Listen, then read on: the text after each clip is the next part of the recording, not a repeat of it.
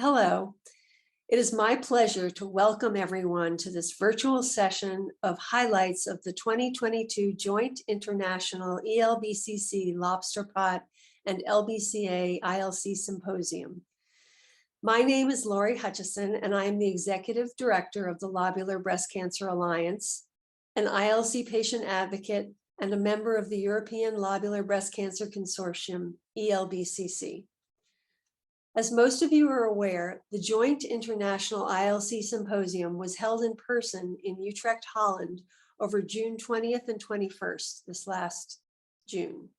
Like so many conferences affected by COVID, it was difficult for many to attend in person, particularly patient advocates with lobular breast cancer. And while recordings from most of the two-day ILC science and current research that was presented are available for viewing, we thought that a virtual session providing highlights from the 2 days in lay terms would be extremely helpful for those of you who are not able to attend, and even for those who did. I should note that this session will also be recorded, and LBCA will make the recording available in a few days. Joining me in moderating today's virtual ILC Symposium recap session will be fellow organizer and presenter in the patient advocate component on day 2 of the symposium, Claire Turner, founder of Lobular Breast Cancer UK. Our other moderator, Siobhan Freeney, is unfortunately ill and will not be joining us. Instead, LBCA's Communications Director, Colleen Fitzwater, will be introducing our panelists a bit later. I would like to now take a moment to share our agenda for this session. We will begin with a tribute to LBCA founder and ardent promoter of ILC patient advocacy worldwide, Lee Pate, who sadly passed away at the end of June. I will share a little bit about Lee, and then we will see a short movie, which will be followed by a brief moment of silence. Next, Colleen will introduce our 3 panelists who are all attendees in Utrecht and will each present highlights of the basic science, translational research, and clinical research shared at the symposium. After the 3 panelists have presented, we hope there will be about a half hour left for a question and answer period. You will be able to send your questions to us by typing them into the chat throughout the whole session. We do ask that you not send us questions related to your personal medical circumstances, as the panelists will not be able to address them. Okay, now let's get started. We're beginning with this tribute to Lee Pate. This past June, the ILC community of patients and researchers lost a passionate, inspirational leader and friend, Lee Pate, to complications of ovarian cancer. Lee was LBCA's lead founder, a central planner of the ILC symposiums, and above all, a fervent ILC patient advocate. When Lee was diagnosed with ILC in 2011, a time when there was scarce information about ILC to be found, Lee turned her outrage at how little was known about ILC into a movement that we have all been the beneficiaries of. After attending the first ever breast cancer symposium devoted to ILC in 2016, as was her way, Lee sprang to action and began organizing with fellow patient advocates. In 2017, after launching a website with educational information about ILC, the Lobular Breast Cancer Alliance, an organization dedicated to patient advocacy and promoting ILC information and research worldwide, was born. While devoting herself to helping the Lobular Breast Cancer Alliance grow and thrive, Lee also spent time learning the science of breast cancer to become a better research advocate and sharing her knowledge and leadership skills with others with ILC to help them form ILC patient advocate groups in their own countries.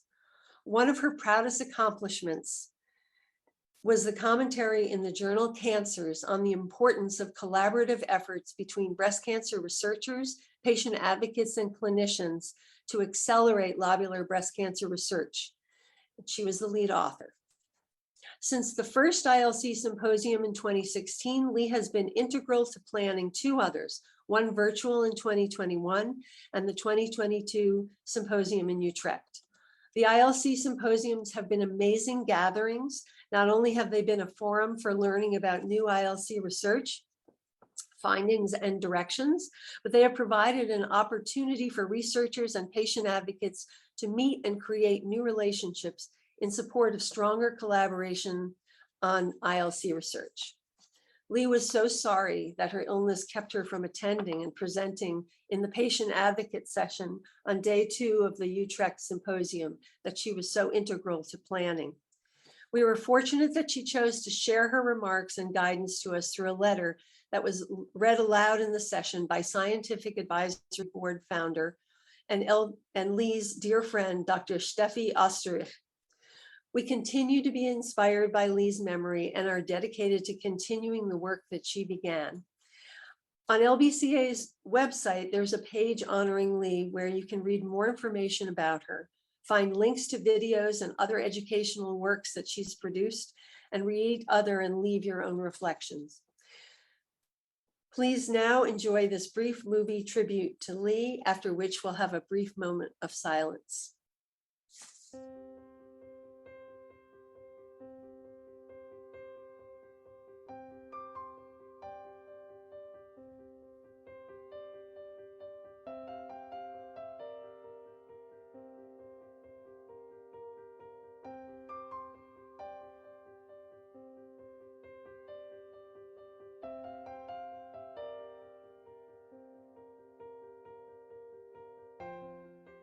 So good morning. My name is Lee Pate. Well, that's not me, but you know, that's her. Well, I can't be here in person today. Thank you for the invitation to be here virtually. When I was diagnosed with lobular breast cancer in 2011, there was very little information available. Research was sparse and often outdated. There was very little interest within the research or medical community in lobular carcinoma, or very little understanding or appreciation of the experience and challenges faced by the tens of thousands of patients diagnosed with this unique type of breast cancer every year. There was no advocacy voice for patients with lobular. But times have changed. Today we have a growing and vibrant lobular patient advocacy community worldwide, actively partnering with a growing and talented group of committed scientists and researchers. We are all working together to unravel the mysteries of this disease, refine the treatments currently being offered to patients, and identify new targeted therapies. Today, there are dedicated organizations in the US and in the UK who are partnering with researchers to raise funds, educate communities, support patients, and build scientific interest in researching the disease. We also have a growing network of advocates throughout the EU and through ELBCC that is expanding to drive interest in research of lobular breast cancer throughout Europe and spread knowledge to patients. And independent advocates around the world are partnering with lobular researchers as local research institutions to raise funds for research, help with grant proposals, studies, and trials. All advocates focus on raising awareness and educating about this disease to increase the sense of urgency, to take action and build momentum for change to address the challenges of this understudied breast cancer. As we know, patient-partnered research equals better science and faster progress towards our common goal to save lives and reduce suffering of the hundreds of thousands of patients who were diagnosed with or living with lobular breast cancer. The paper published in Cancers that will be discussed today by Dr. Steffi Oesterreich and Claire Turner outlines eight challenges we face in advancing lobular breast cancer research that can be met and overcome with collaborative efforts between researchers and advocates. In this presentation, we will highlight progress so far and suggest potential opportunities for the next steps. I hope that during the 2022 Symposium, you will take this opportunity to seek out and meet the advocates and researchers who live and work close to you, introduce yourself, and open the door for how you might work together when you return home. Lobular breast cancer is a little breast cancer in the big breast cancer world.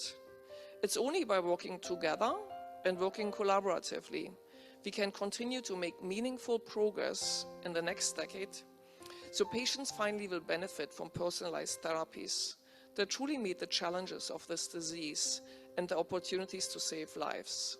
Thank you to everyone here for your commitment to research of this disease and advocate for patients.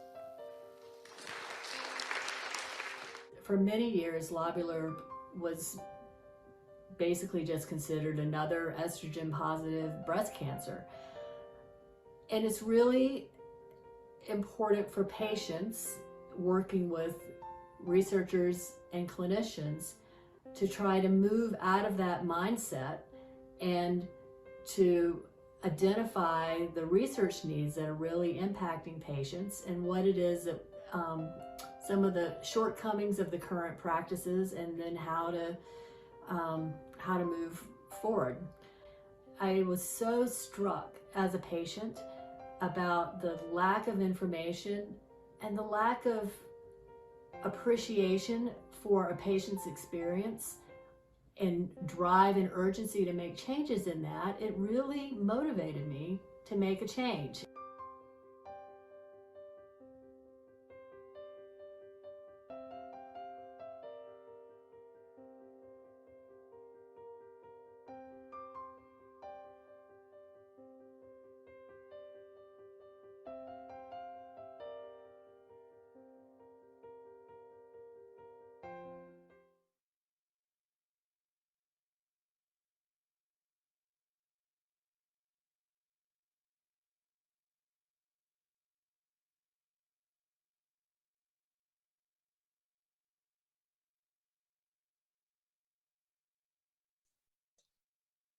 I would like now to turn the session over to Colleen Fitzwater to introduce our panelists.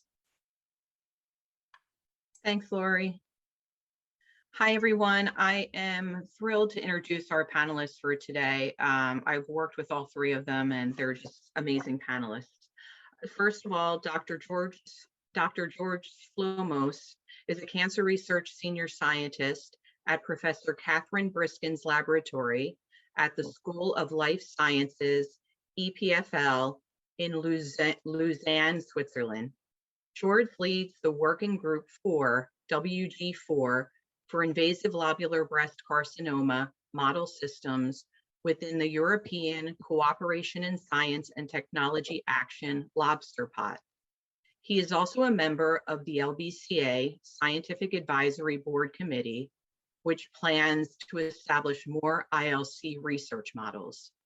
He focuses his investigations on the molecular mechanisms of carcinogenesis of hormone-dependent breast cancer and is actively involved in developing optimized xenografts for ILC. Recently, he showed that the tissue microenvironment is critical for the growth of ER-positive breast cancer cells. George established the first intraductal xenografts for ILC, grafting cells directly into the milk ducts of female mice.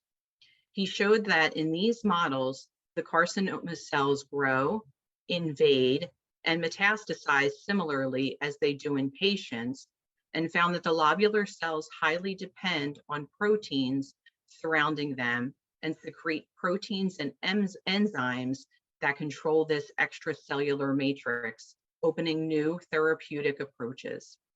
He hopes his research will contribute to the development of new treatment strategies that could potentially be used in clinic. Next, Dr. Rita Mukhtar is Associate Professor at the University of California, San Francisco, where she is a breast cancer surgeon. Her clinical research program focuses on lobular breast cancer, and in particular, surgical outcomes and treatment selection. Rita is also a member of LBCA's Scientific Advisory Board. And finally, Dr. Karen von Ballen is a gynecologist who is conducting research in the Laboratory for Translational Breast Cancer Research of KU Leuven, Belgium. Her work focuses on invasive lobular breast cancer, as we know, the most common special subtype of breast cancer, and how obesity and local adiposity influence ILC characteristics. She is also the recent recipient of the LBCA and Conquer Cancer ASCO Foundation Young Investigator Award for ILC research for her project focusing on cancerous lesions and gaining an understanding of how lobular breast cancer progresses, grows, and protects itself against treatments. And finally, for Karen, she did note that a big advantage within her research is the interaction with ILC patient advocates. So thanks everyone for being here today with us.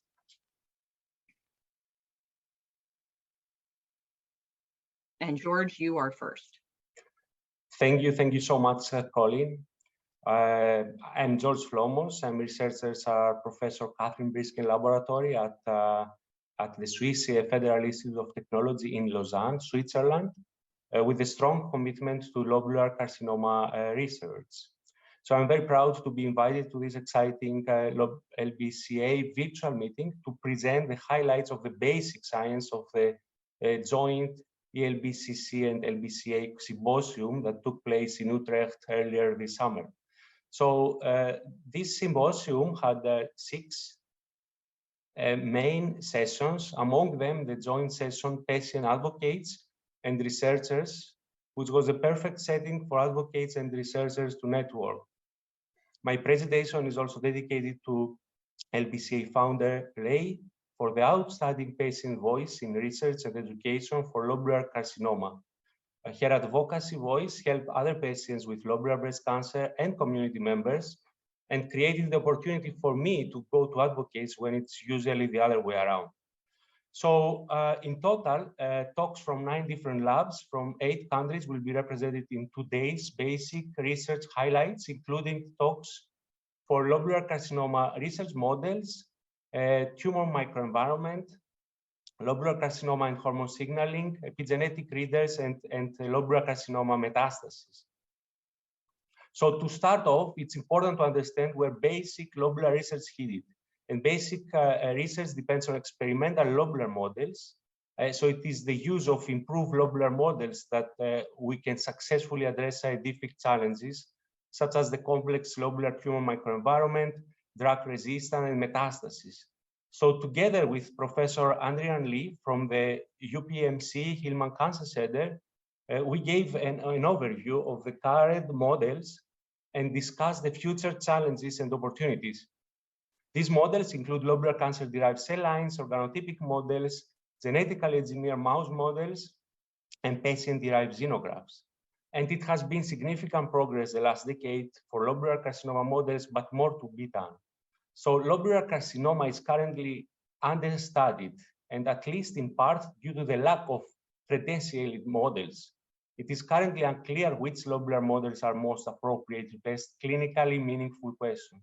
For example, we discuss about what is the definition of a lobular cell line, since lobular carcinoma is a diagnosis based on histopathology and growth pattern, but many breast cancer cell lines do not have these. So the question is, how do we identify them as a lobular cell lines? What are the molecular features? So in this direction now, an enormous effort is taking place in the lab of Professor Andrian Lee and Professor Steffi Osterhey, the University of Pittsburgh, where they aim to characterize lobular models and compare them to human lobular tumors molecularly. These will include 17 ILC or ILC-like cell lines, lobular organoids, patient-derived xenografts, and genetically engineered mouse models. They plan to assess the histopathology and perform comprehensive genomic, epigenomic, and transcriptomic analysis of these models, with the aim to create a robust set of well-curated credentialed lobular models to provide translational information for evaluating targeted therapies in primary and metastatic lobular carcinoma. So the next talk I would like to highlight here, it was again from the lab of Andrian from the University of Pittsburgh and Laura Savario, which they saw data where they tested the hypothesis about the unique growth and metastatic pattern of lobular carcinoma, which is the result of the loss of the expression of epithelial cadherin, and that the restoration of expression of this epithelial cadherin specifically lobular carcinomas, if we'll alter the lobular phenotypes. So they generated models with inducible epithelial cadherin. They overexpress it in 3 lobular cell lines. And they observed that the restoration of the expression of this protein leads to the non-lobular-like tumors. And importantly, they saw that restoration inhibits in vitro and in vivo tumor growth, with implication in the biology of lobular carcinoma progression. Next was the talk from Thijs Koorman from the University Medical Center in Utrecht's Breast Cancer Research Group of Professor Patrick Derksen, presented data on the cell cycle inhibition in lobular carcinoma.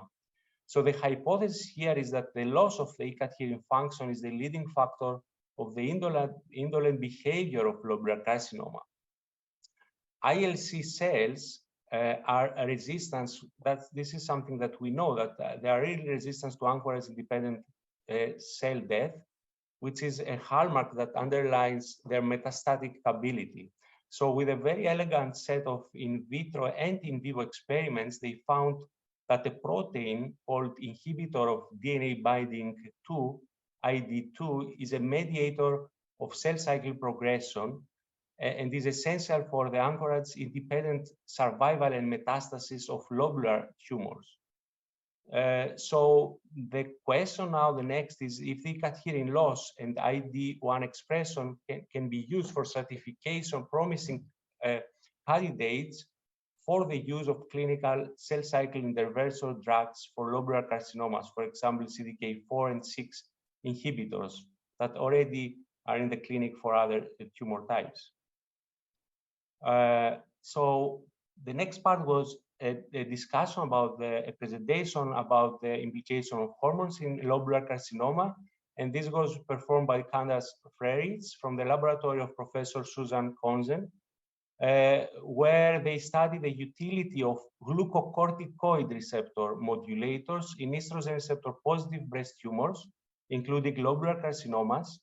And their lab previously has described a trend for a positive correlation of glucocorticoid receptor expression with a relapse-free survival, meaning improved survival. So they found that there is a high expression of this protein with the better survival, and also found in lobular carcinomas in various degree of heterogeneous expression.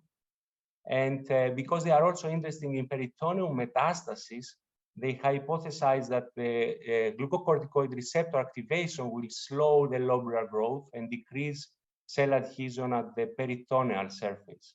So for that reason, they performed and they saw a series of assays, cellular assays, adhesion assays, to mimic in vitro in a dish the peritoneum. And they saw interesting new data where the glucocorticoid receptor activation slows lobular proliferation, again, in vitro in these cellular assays, and decreases the adhesion specifically to some proteins here called laminin and vitronectin, which is a well-known glycoproteins of the extracellular matrix of all animals. The next highlight here, the next 5 highlights actually, I will present new data about the unique implication of the tumor microenvironment in lobular tumors. So, and I will start with Matteo Serra from the Breast Cancer Translational Research Laboratory of Professor Christos Sotiriou at the Institute Bordet, where they investigate the tumor microenvironment heterogeneity of ILC, with a special focus on the interaction of lobular cells with the fat cells. Here I show you in this, I added this graphical representation of a snapshot of a breast tumor, where importantly, we can see the numerous interaction that the tumor, the lobular tumor cells, they have with its complex microenvironment. We call it tumor microenvironment, which consists of fibroblasts, immune cells, fat cells, and many other cell types. This tumor microenvironment is highly complex, heterogeneous, and disease dependent, affecting cell proliferation and tumor characteristics. Also, the tumor microenvironment plays an essential role in determining how cancers respond to treatments, but it's very challenging to study in the lab. Now, current approaches rely on dissociating cells from tissues, either as bulk, like we see here, like we put them in the blender, or as a single cells, but thereby in both cases losing the crucial spatial context, which is necessary for understanding cancer cell and tissue interactions during development, the carcinogenesis.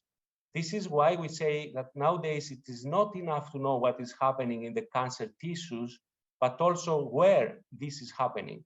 So in the lab of Professor Sotiriou, they use spatial transcriptomics, which is a groundbreaking molecular profiling methods that allows the scientists to measure all gene activity in a tissue sample, and they map the activity exactly where the activity occurs. They analyze frozen tumor samples from 43 primary hormone receptor HER2 negative lobulars with a long follow-up, and 9 of them had a disease relapse. So they found that adipocytes and lobular tumor contacts were enriched in samples from patients that relapse. By performing differential gene expression analysis, so they compare the relapse versus non-relapse samples on the selected spots with the technique I mentioned previously, they managed to derive a gene signature, a new gene signature of 27 genes. So they found that the tumor fat cell interaction has a role in defining prognosis in lobular carcinoma. So now this signature has the potential to guide treatment strategies in lobular carcinoma, but further validation, of course, is required. So next highlight, again, in the microenvironment field, was about from Professor Rachel Natarajan from the Functional Genomic Lab at the Institute of Cancer Research, UK, which sees interesting in heterogeneous ICAT-hearing expression, or the tumor type we call mixed lobular and non-lobular tumor.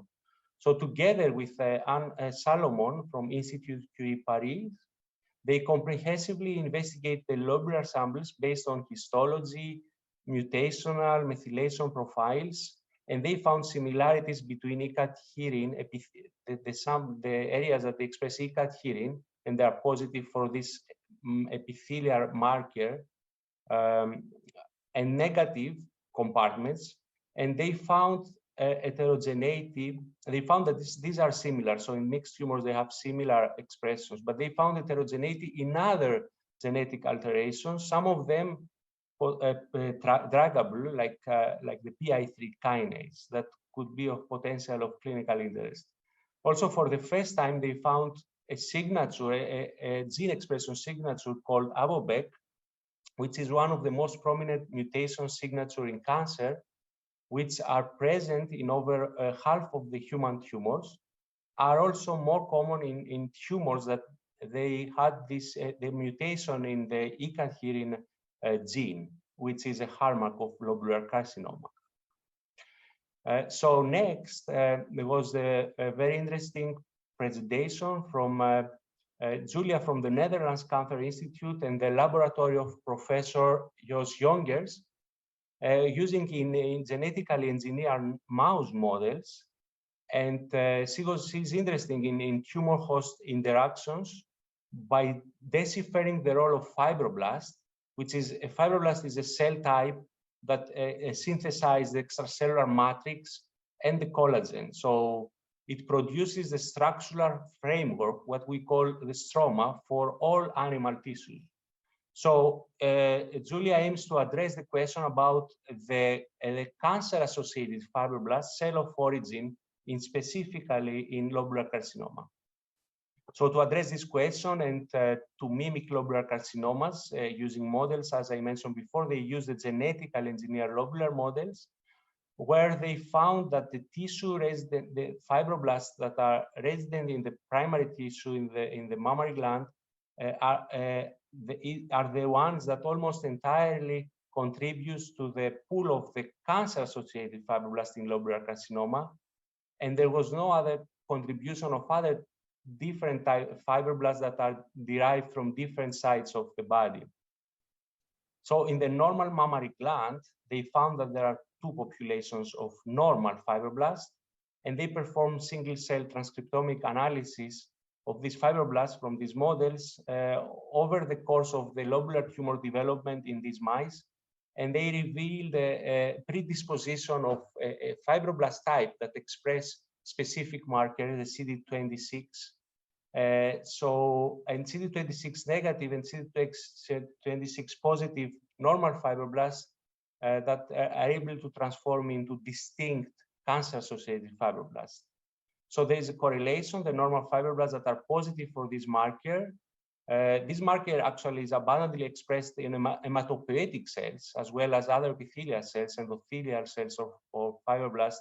They can transform into what we call pro-tumorigenic cancer-associated fibroblasts, which they have immune modulating properties. And another cell type of fibroblasts that is negative from this marker, but it was responsible to produce the excessive extracellular matrix that we see in lobular tumors. So talking about fibroblasts, again, there was an interesting talk from Professor Val Brundon from the University of Edinburgh, which also studies the role of cancer-associated fibroblasts in the lobular specific microenvironment. And she asked the question, which genes actually are upregulated in the stroma of the lobular compartment and not in the non-lobular tumors. So they use the laser capsule microdissection, which is a method to obtain subpopulation of tissue cells under direct microscopic visualization, where they use a laser to lift the lobular area of interest in order to separate the tumor epithelium from stroma from 23 lobular primary tumors. So they conducted in-depth analysis of the lobular tumor microenvironment following this laser capsule microdissection. And they found changes in genes involved in the regulation of extracellular matrix and also growth factor signaling pathways. So they found a gene that was most highly expressed and was a pregnancy-associated plasma protein A, PAPE, a key regulator of insulin-like growth factor bioavailability, and also important for normal fetal development. So this secreted PAPE G protein leads to the degradation of the insulin growth factor protein. So that's important because mechanistically, it has been shown also previously that from studies from Philip Monguet and Klaus Oxpeak, that PAPE needs to be active in order to cleave the insulin growth factor binding protein and release insulin growth factor. So overall, this is the first study to demonstrate molecular differences in the tumor microenvironment between the lobular and the non-lobular tumors, which they identify difference in matrix organization and growth factor signaling pathways. These are highlighting potentially clinical relevant pathways. So in the same direction for the extracellular matrix, René Flaherty from the laboratory of Professor Catherine Briskin from the ICR in UK presented a new advances in a previously comparison of the transcriptome of the intraductally engrafted lobular and non-lobular patient-derived xenografts. We know that revealed that a matrisome signature, what we call a matrisome signature, is defined as the ensemble of the extracellular matrix proteins and all the associated factors. And this was really characteristic of specifically of lobular tumors and not of the breast tumors that are not lobular, so the non-lobular tumors. So the lobular tumors overexpress the collagen cross-linking enzyme, which is called LOXL1, lysyl oxidase 1, which in that way promotes the invasion of these tumors through the remodeling of the extracellular matrix of the collagen, so they can really remodel this matrix. So in the intraductal preclinical model, we have used also in the past the pan-LOX inhibitor, the BAPN, which has been successful in the preclinical models. However, this drug cannot be used in the clinics because these inhibitors they have shown cardiotoxicity and low potency. So now René is doing an enormous effort in understanding and testing new inhibitors against this enzyme using advanced ex vivo culture systems. And for example, is also testing a new inhibitor that is the LOX-IN3, which is an orally active inhibitor that can be used for other diseases like fibrosis or angiogenesis. And this is something that will be interesting to follow up for the future. So Professor Steffi Osterheim from University of Pittsburgh gave a fantastic keynote lecture, an overview of lobular basic translational and clinical research.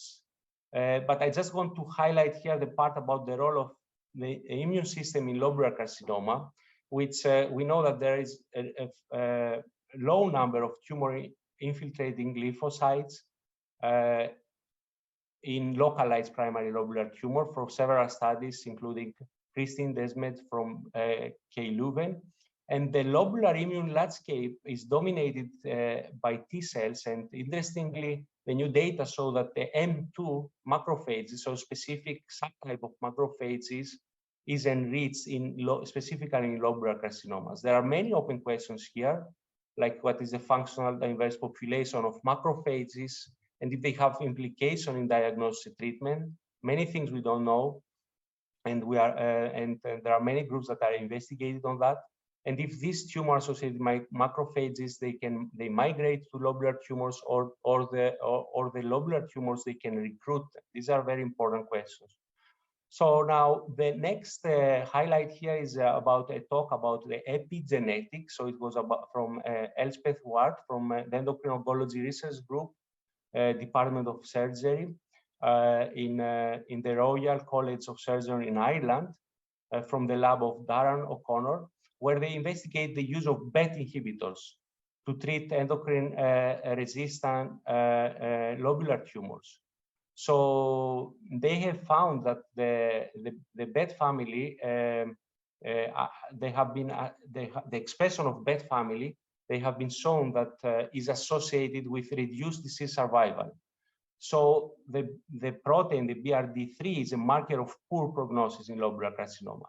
So now using lobular cells, they showed now for the first time that lobular carcinoma is sensitive to a panel of these inhibitors, both in 2D and 3D assays. So in particular, the BET inhibitor named JK1 and Invasive had the highest potency in lobular carcinoma cell lines in vitro studies. So also they perform in vivo studies now using these inhibitors, and they also found that these inhibitors at some settings, they can act synergistically with tamoxifen. So overall, the BET inhibition increases the gene expression of specific genes also, and that like fibroblast growth factor receptor 3, FGFR3, which can, and also another histone lysine methyltransferase, which is an epigenetic regulator, which can also have implication of investigating the resistance of these lobular tumors. So, to come to an end to this presentation, I have to highlight 2 points that there was, of course, more discussion about metastasis throughout the symposium, but there was interesting talks about from the pathologists, the Professor Matthias Krisken from the Institute of Pathology of Hannover Medical School in Germany, where he gave a fascinating lecture on lobular histology and pathology. So it is well known that lobular carcinoma can behave like a chameleon. So in addition to classical ILC, which is easy to recognize, the pathologists very well know that there are approximately 15 morphological and biological variants. Some of these are quite difficult to discern as being lobular, even from the more experienced pathologists. So they found that this transition between epithelial cadherin to placental cadherin, these are proteins that expressed in epithelial tissues, this switching can occur in a subset of lobular carcinoma. So he presented an interesting study of a 50-year-old female with metastatic disease, where he compared samples derived from the submucosa and mucosa areas of lobular metastasis. So he found and saw as the expression of another cadherin family member, the placental cadherin that I mentioned before, that was explicitly expressed in the mucosal lobular metastatic areas and cells, changing its phenotype, but not in the submucosa. So he described this phenomenon as lobular phenotype switching, from meaning they switch, the lobular cells, they switch, the metastatic cells, they switch from a non-cohesive to a cohesive growth pattern, which is characteristic of a non-lobular tumors with potential significant implication in the pathobiology and metastatic behavior of lobular carcinomas. So, and the last highlight here for me today is from the presentation of Professor Wilbert Spart from the Netherlands Cancer Institute. It was about mutations in lobular carcinoma metastases. We know that most information that we have till now is about lobular mutational signatures is mostly derived from the localized primary disease. So here in that study, Professor Wilbert, in collaboration with the Dutch Foundation Hartwig, used a database of over 5,000 samples from various cancers. Among them, there was 800 breast cancers, and he focused on the epithelial cadherin mutation status of these samples, which is the hallmark of lobular carcinoma. So they focused the analysis on 73 samples with high impact or low impact cadherin mutation. And they, very interestingly, they identified novel mutated and novel amplified genes specifically in metastatic lobular samples. So these data and similar data are of great interest, of course, since we don't know the role in lobular metastatic disease. We don't know the genes that are mutated in metastatic disease. Some of these genes are associated with other diseases, such as, for example, a gene called ZNF703 is found in cerebral lymphoma, or other genes like SBFB in leukemia. So, so overall, it's very important to get an understanding of lobular carcinoma metastasis, mutations, and profiling these metastatic tumors. And I think Karen in the next presentations will also discuss on that with the autopsy program. That is very important.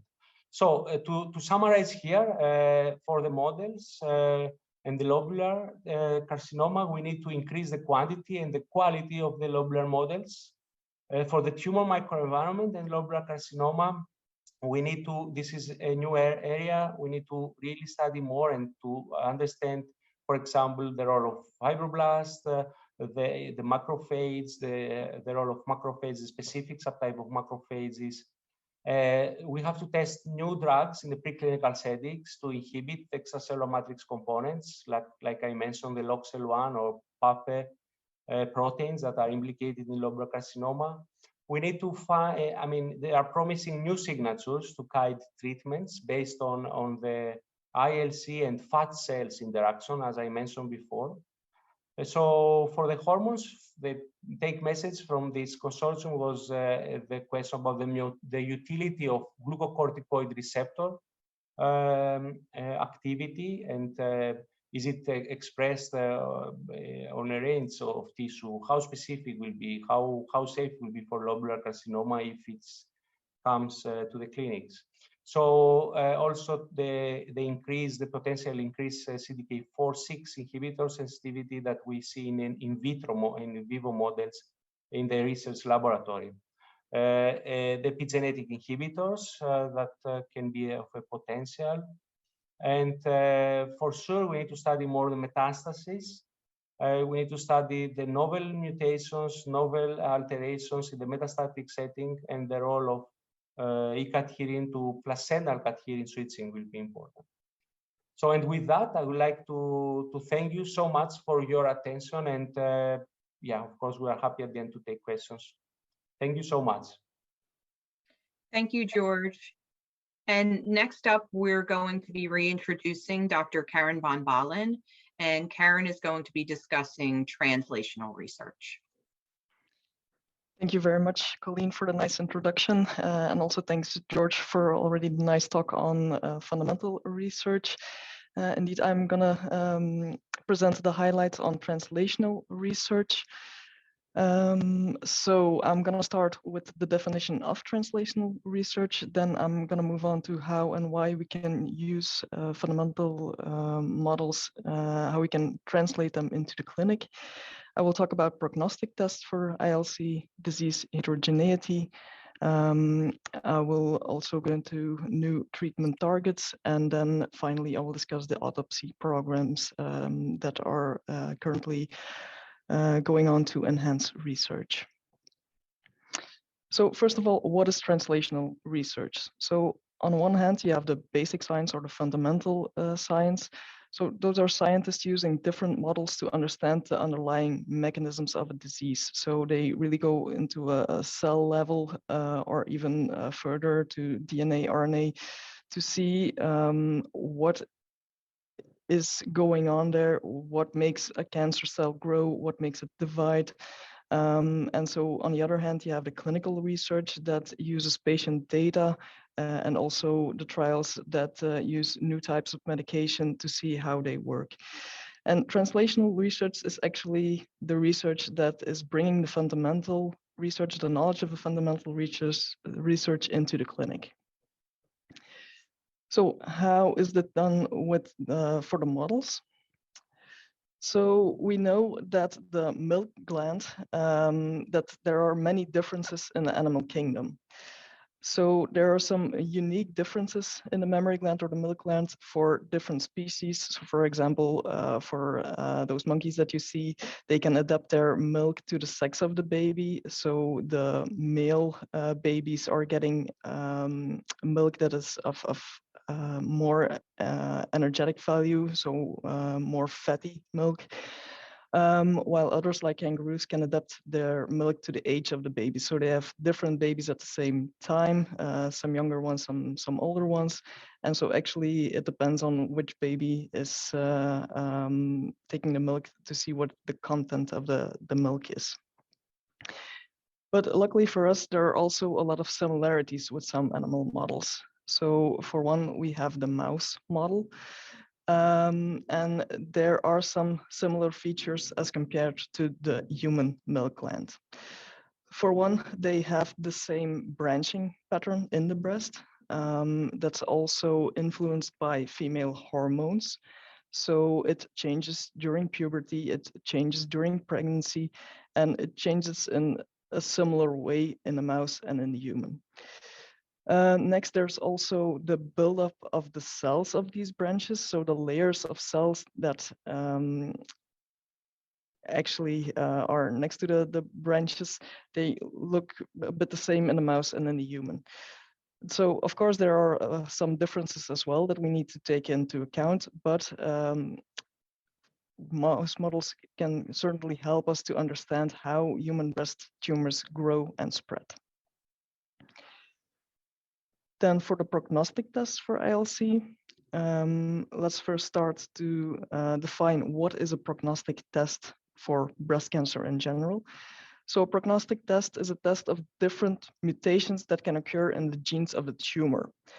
It's specifically for those tumor cells, those mutations. So these are not mutations that are found in every cell in the body.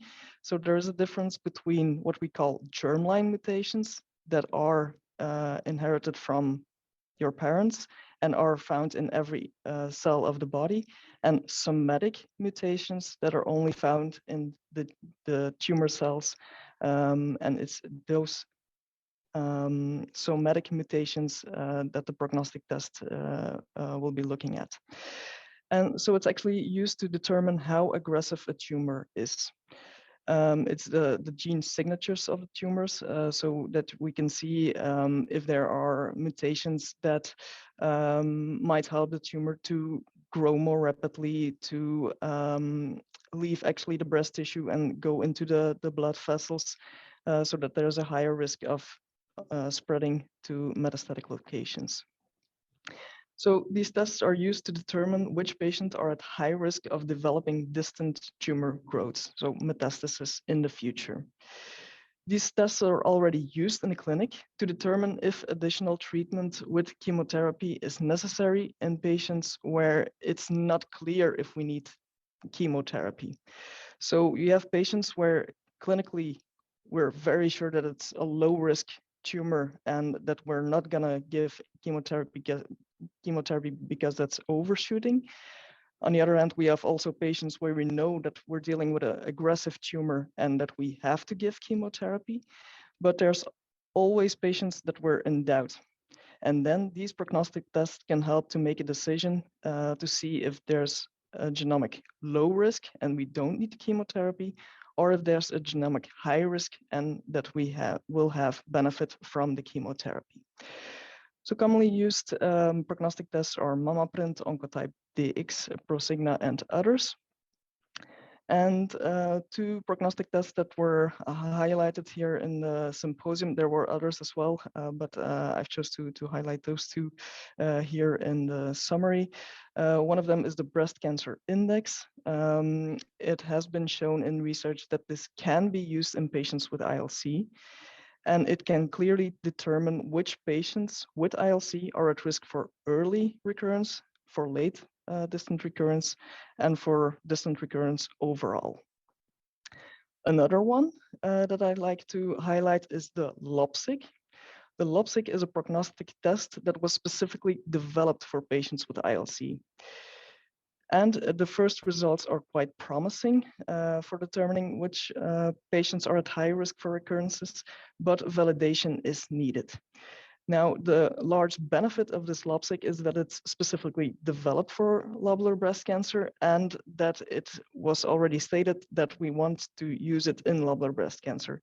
As for MammaPrint, Oncotype DX, and others, they were developed for breast cancer in general, and only later they looked back at the data to see if there were patients with ILC and to see if it could be used in ILC.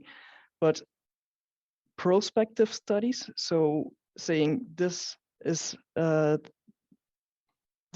fact that I want to clear, and I'm gonna do a study on that, and we'll see what the end result is always better than looking back to the data, subtracting the patients that you want to investigate, and seeing if it works or not. Moving on to disease heterogeneity, George already touched upon this topic, but I will go in a bit further. First, what is disease heterogeneity? Well, it's actually variations in different aspects of a tumor. So if you have breast cancer is a very heterogeneous disease. There can be differences in all kinds of fields. First of all, the histotype. So you have the lobular, you have the non-special type breast cancer, and others. And even in those histological differences, there are other differences as well. So one might be the expression of receptors. Some tumors are hormone sensitive, some are not. It can also be in the mutations of the tumor cells. It can also be in the microenvironment, so in the cells that are close to the tumor and that can influence the tumor. And actually, those large differences in all of these aspects and others between lobular breast cancer and non-special type breast cancer, they underpin the need to see lobular breast cancer as a separate disease. So there are differences in mutations. So this is a graph for primary lobular breast cancer, so the breast cancer that's still located in the breast. It's also a comparison for luminal A breast cancer. So that means that these are hormone sensitive tumors, HER2 negative, and actually less aggressive tumors. And you see in the graph that there's a double scale. So the percentage of ILC with those specific mutations is on the horizontal scale. That means that mutations that are more to the right of the figure are more common in lobular breast cancer. And so the percentage of non-special type breast cancer with those specific mutations is on the vertical axis. And so the higher a gene is put, the more mutations in that gene in non-special type breast cancer. So as you can see, CDH1, which is actually the mutation that is behind E-cadherin, and E-cadherin is the adhesion molecule, so actually the glue between cells. That is often absent in lobular breast cancer. You see that mutation is obviously more common in lobular breast cancer than in non-special type breast cancer, also called IDC, ductal carcinoma. As George already said, there are indeed also differences in the immune cells in the tumor microenvironment. So in the TILs, those are the tumor infiltrating lymphocytes. Lymphocytes are a type of white blood cells.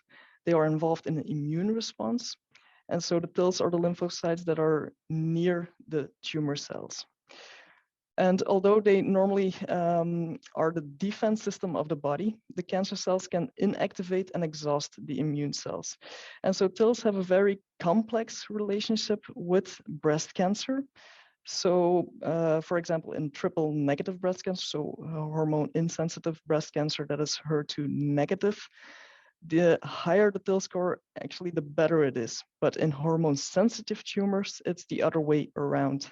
So higher TILs in hormone sensitive tumors are actually a sign of more aggressive tumors. Now, lobular breast cancer is more than 90% is actually hormone sensitive. And we see that the TILs are lower in lobular breast cancer. And we also see that patients with negative TIL score, as you can see in the graph above, it's the gray line. Those are negative, so they do better than those with the dotted lines. So those with actually having TILs present in the tumor microenvironment. Moving on to new treatment targets. So one of those is the ROS1 inhibitors. As I said, most lobular carcinomas have a mutation in the CDH1 gene, so the gene behind E-cadherin. And actually, it makes that the cancer cell with a mutated CDH1 depends on another pathway. So one of, actually, either the CDH1 needs to be active or the other pathway needs to be active in order for a cell to be viable. So if we can take out that other pathway, then the cell will die. It cannot continue to exist. And that we can do with ROS1 inhibitors. Actually, they're testing out 2 of those drugs at the moment, one in a neoadjuvant setting and the other in a metastatic setting. So in the neoadjuvant setting, the drug is given for several months to see if the tumor in the breast reacts, to see if it gets smaller, to see if it disappears.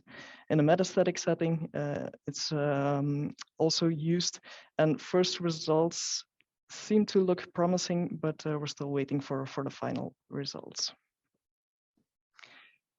Another treatment option is the HER2 mutations. So HER2 is a protein that can be overly expressed on a tumor cell. That's called amplification. But the underlying gene can also be mutated, even without amplification. So that means that a tumor can be called in the clinic HER2 negative, but that there's still a mutation present. These mutations are more often seen in metastatic breast cancer, and they seem to be more common in lobular breast cancer than in non-special type breast cancer. But those mutations are also targetable by new HER2-targeted drugs like neratinib. Moving on to the autopsy programs to enhance research. Two of these programs were presented at the symposium, and these are also the two that we know of that are including patients with lobular breast cancer with a specific sub-study on lobular breast cancer.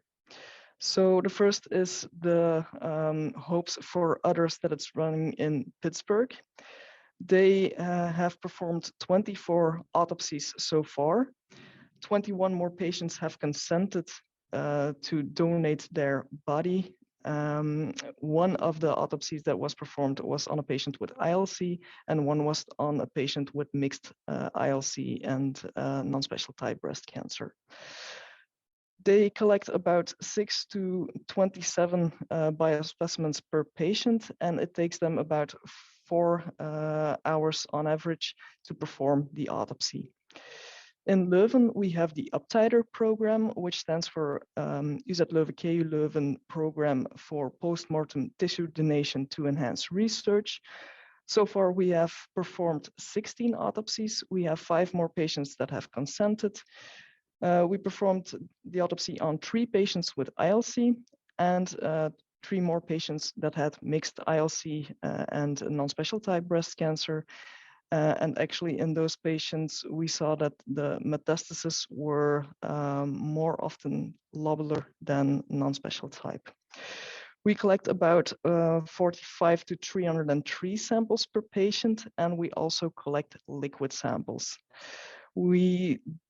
It takes a bit longer with us to perform the autopsy, so it is about 6 hours on average. And both autopsy programs have led to the creation of new mouse models and other models where we can do additional testing for lobular breast cancer. We have also set up a collaboration between the programs so we can exchange samples to look into the samples further. And there's one specific thing that I want to show you that we saw in Leuven, but please don't be frightened by it. But it's actually that ILC can be underestimated by the naked eye. But bear in mind that these are findings in patients that have completed all the treatments that were possible. So that's an end-of-life situation, a fully metastasized situation, where we saw that if we took samples from a liver that by the eye looked completely normal, where we've seen nothing beforehand on imaging, that under the microscope that there were multiple tumor cells to be found in liver, for example, but also stomach and other organs. So that's why we also do random sampling. So we take just random samples in organs that can be affected by lobular breast cancer, just to see afterwards if there were any tumor cells or not. So then the take-home messages from this presentation. So translational research is research that's bringing the knowledge of the fundamental research into the clinic. Mouse models can help us understand how human breast tumors grow and spread because of the similarities in mouse and human milk glands. The prognostic tests are used to determine how high the risk of future metastases are to see if additional treatments is needed. And there are new tests that are being evaluated for lobular breast cancer. New treatments are on their way for patients with lobular breast cancer. For example, the ROS1 inhibitors. So that's specifically for lobular breast cancer, since they have more CDH1 mutations. And cells with this specific mutation can no longer survive if ROS1 is inactivated. Also, the HER2 mutations, they are more common in metastatic lobular breast cancer, which can be targeted with new drugs. And autopsy programs can help to understand how ILC spreads and grows. And there are 2 autopsy programs ongoing that have sub-studies on lobular breast cancer. I thank you very much for your attention. I'd like to thank ELBCC and LBCA to invite me to do this presentation. I would like to thank all the speakers of the ILC Symposium. It was really a very nice symposium to attend, and I look forward to the discussion in the Q&A session. Thank you, Karen. And thank you for the reminder too. Everyone can still be placing in their questions for Q&A, and there will be after this last presentation. It looks like we're on target to have about 30 minutes of Q&A as well with our panelists. So our third and final presentation is on clinical research. And now I am reintroducing to you Dr. Rita Mukhtar to speak to clinical research. Rita? Hello, everyone. Happy to be here. Thank you for inviting me. I am going to be reviewing some of the clinical sessions that were shared at the symposium. And of course, we're not able to cover everything. If we could go to the next slide, some of the topics that were discussed at the symposium included reviewing some of the data on the epidemiology of lobular breast cancer. There were sessions discussing diagnosis and treatment of lobular breast cancer, in particular imaging, local therapy, and systemic therapy, and how these relate to patients who are diagnosed with early stage versus metastatic disease. There were a few themes that seemed to come forward during the symposium and several of the talks. I won't talk about all of these, but I wanted to just share some of these important concepts as they do relate to clinical management. One of the common themes that we heard is that there's increasing recognition of the challenges with pathological diagnosis of lobular breast cancer. And so there can be quite a bit of discordance between pathologists depending on the way that the tumor is being evaluated. And there is a general recommendation for performing E-cadherin staining for diagnosing lobular breast cancer. And this is an area of active research. Another theme, and some of the questions in the chat have reflected this, there is reduced sensitivity of standard imaging tests for lobular breast cancer. So standard imaging like mammogram, PET scans, MRI can underestimate the extent of disease in ILC, and this is a recognized challenge in clinical management. There are also increased rates of more extensive surgery in patients with lobular breast cancer compared to those with ductal breast cancer. So we see more mastectomies and more axillary dissections, and this might relate to the lower sensitivity of imaging and later stages of diagnosis. Another talk, and this was one of the keynotes, talked about that there is a subset of patients with lobular breast cancer who do benefit from chemotherapy. And this is something important to keep in mind, as there have been a number of publications discussing potentially the lack of chemotherapy response in lobular breast cancer. So it's important to keep in mind that there is a subset that still may benefit from chemotherapy. And as we just heard from Dr. Van Balen, there are a number of trials ongoing looking at targeting various receptor tyrosine kinases, and these may be new treatment targets for lobular breast cancer. So to review some of what we learned at the symposium about the epidemiology. So we know that there are risk factors that can identify patients who are at higher risk for developing breast cancer in the future. So all women have, on average, a 12% lifetime risk of developing breast cancer. And when there are other factors that increase a person's risk, we can classify people as being at average risk versus high risk.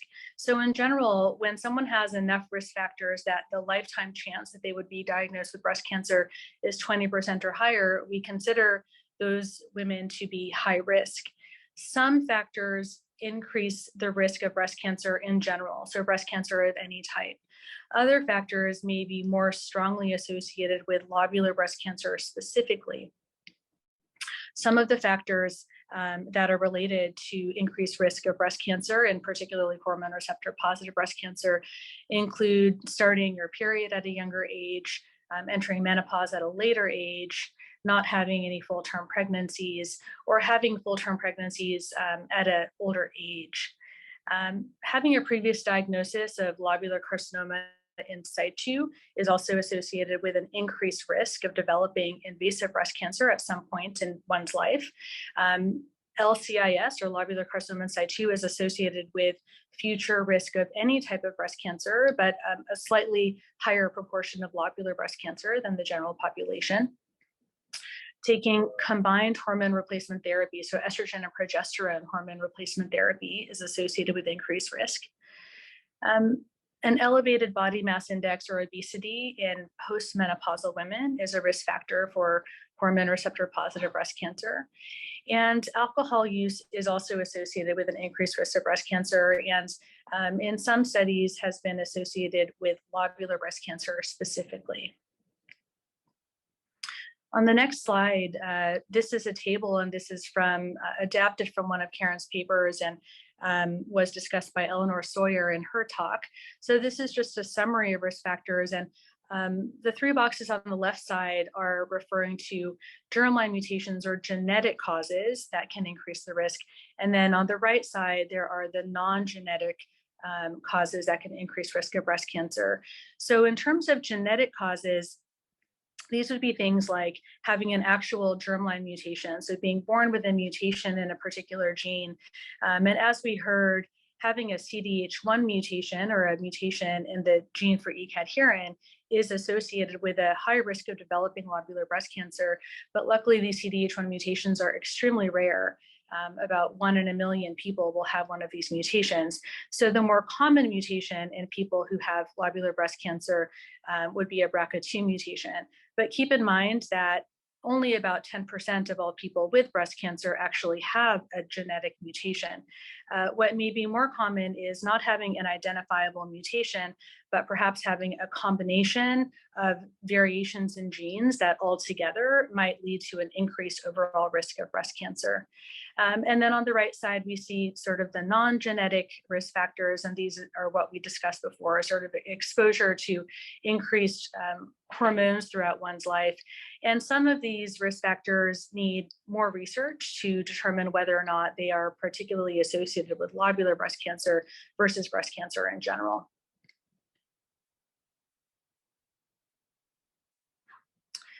To discuss more these germline mutations, but these variations as breast cancer risk factors.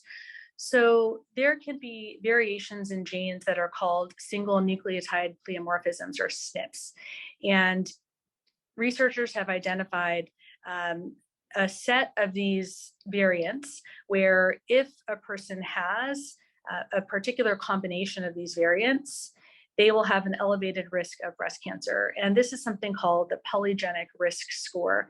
This is something that is really not used in clinical practice yet, but is actively being studied. And one of the things that I thought was really promising that we heard from Eleanor Sawyer at the symposium is that there have been a couple of SNPs within this polygenic risk score that seem to be associated with lobular breast cancer specifically. And this is important because if we can identify women who don't have lobular breast cancer, but are at risk specifically for lobular breast cancer, we can really think about tailoring the kind of breast cancer screening that that person is going to be doing, knowing that lobular breast cancer is more difficult to detect on standard screening. We can go to the next slide.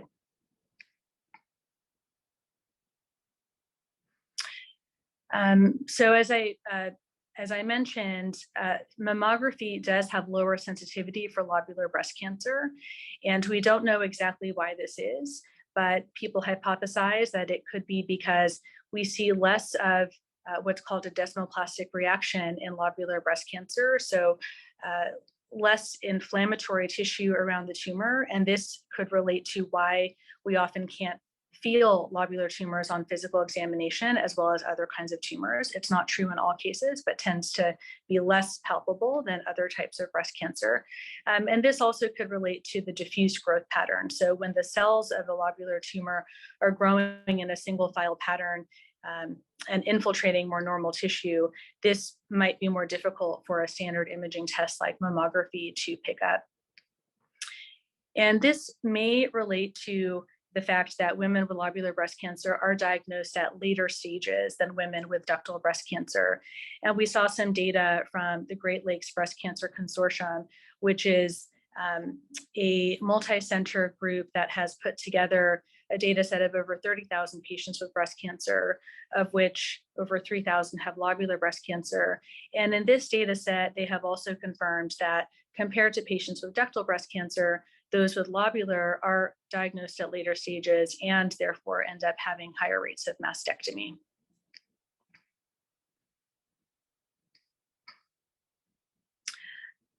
So we were talking about the early stage setting and how people are diagnosed with larger tumors and warranted positive disease. But the diffuse growth pattern can also impact people who have stage 4 breast cancer. So this is a picture, an image of a CT scan, and this is showing a person who has metastatic lobular breast cancer that has metastasized to the abdominal cavity. And the arrow is pointing to this sort of blurry area where there's actually tumor that is infiltrating some of the fat inside the abdominal cavity. And the fact that this is hard to see impacts our ability to monitor whether or not tumor is actually responding to therapy in the metastatic setting. If we go to the next slide, we can see how this might end up impacting a person's ability to enroll in a clinical trial if that clinical trial requires having what's called measurable disease. So this slide is actually from my own institution at UCSF. And what we did was we looked to see whether or not patients with lobular breast cancer are enrolled in clinical trials at the same rate as patients with ductal breast cancer. And the way that we tried to figure that out is we looked at the proportion of all the lobular breast cancer patients we see, how many are actually in a trial. And we found that in the early stage setting, and that's the 2 bars on the left side, that there was a similar proportion of all of the lobular patients we see, a similar proportion compared to ductal are in clinical trials. But in the 2 bars on the right side, this is showing patients with stage 4 lobular breast cancer.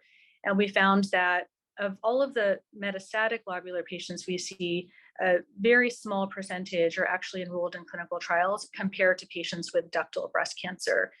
So these data suggest that at least at our institution in the metastatic setting, patients with lobular breast cancer are underrepresented in clinical trials.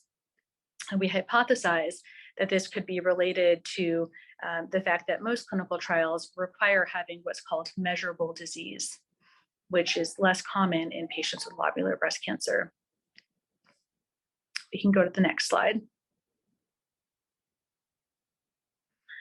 So we'll move on to one of the talks from Otto Metzger, and this relates to endocrine therapy and ILC.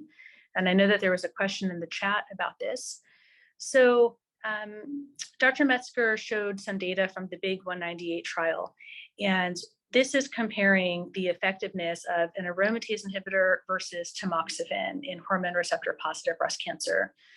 So to give some background, we know that in the postmenopausal setting that aromatase inhibitors are more effective than tamoxifen for all types of breast cancer.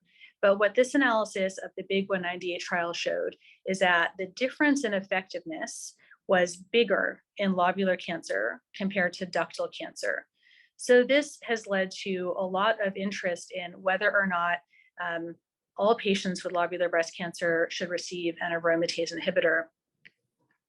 There was some recent data at the San Antonio Breast Cancer Symposium that suggested that tamoxifen is as effective as an aromatase inhibitor.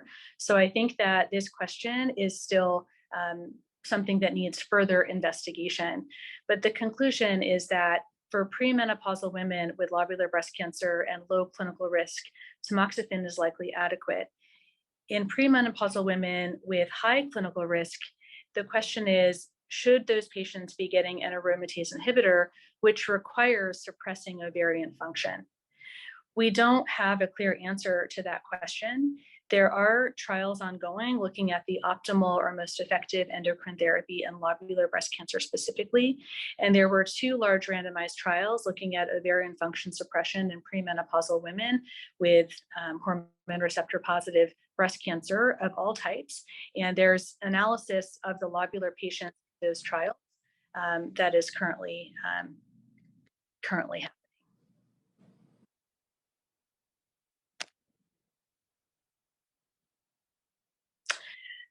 The next talk that I will discuss relates to chemotherapy and lobular breast cancer.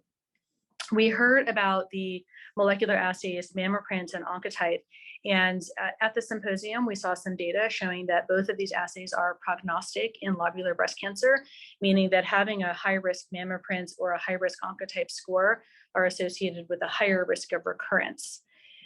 In patients with lobular breast cancer, it's not very common to have a high-risk Mammoprint or Oncotype score. Roughly 70 to 80% of patients with lobular breast cancer, if this test is obtained, will come back as low risk. However, there are a subset of patients with lobular breast cancer who do benefit from chemotherapy. So Dr. Sabine Lin showed data. This is retrospective data from the National Cancer Database in the United States. And in this analysis, what they found was for patients with lobular breast cancer who had a high-risk Oncotype score, which is also the 21-gene recurrence score, if they had a positive lymph node, they actually benefited from receiving chemotherapy with an improvement in overall survival. So having higher clinical risk as well as the high molecular risk score helped to identify patients who would benefit from chemotherapy.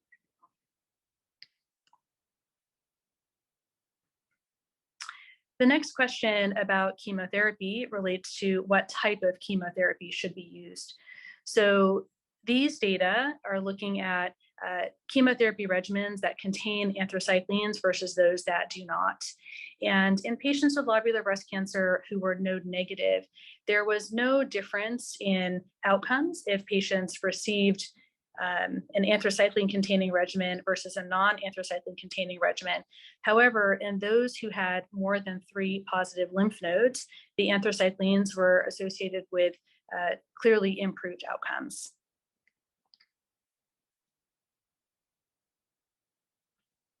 And finally, the question of how to deliver that chemotherapy in a standard fashion or a dose-dense fashion was also addressed. And dose-dense chemotherapy was associated with improved outcomes for patients with ILC.